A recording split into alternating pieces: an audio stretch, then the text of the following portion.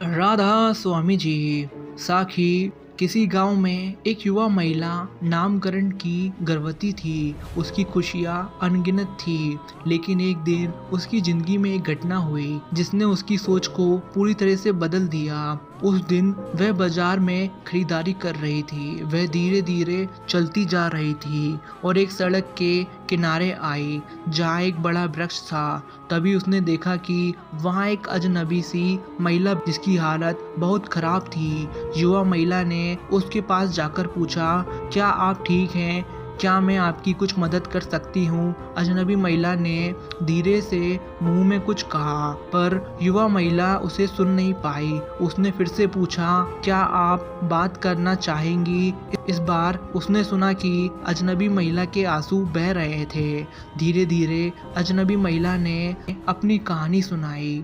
उसका नाम सरिता था और वह बहुत गरीब थी। उसका पति उसे छोड़कर चला गया और वह बिना किसी सहायता के बिना अपने 2 बच्चों की देखभाल कर रही थी। उसके पास खाने का बहुत कम सामग्री था और वह बहुत ही आलस्य और दुखी महसूस कर रही थी।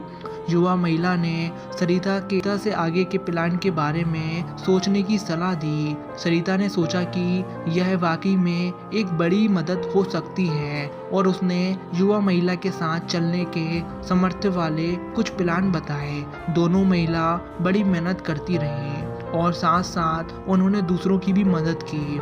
वे स्थानीय समुदाय के सदस्यों को जोड़कर भिखारियों की मदद करने लगे। जैसे जैसे उनके पास समाधान बढ़े, थोड़ी सी ही समय के बाद उन्होंने एक शिक्षा केंद्र खोला जहां गरीब बच्चे बिना किसी चार्ज के पढ़ सकते थे। सरिता ने सोचा कि शिक्षा ही उनके समुदाय में बदलाव ला सकती है और उसने खुद को उसी सेवा में समर्पित कर दिया। समय बीतते बीतते वो शिक्षा केंद्र बहुत ही प्रसिद्ध हो गया।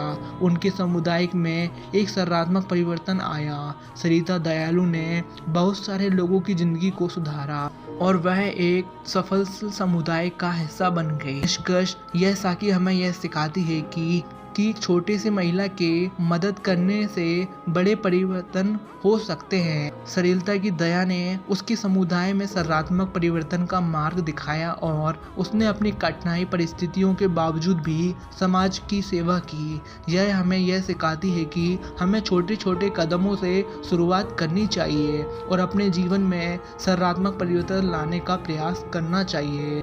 आशा करता हूँ ये साखी आप सभी को अच्छी लगी हो तो सभी तक जरूर शेयर करें। राधा स्वामी जी।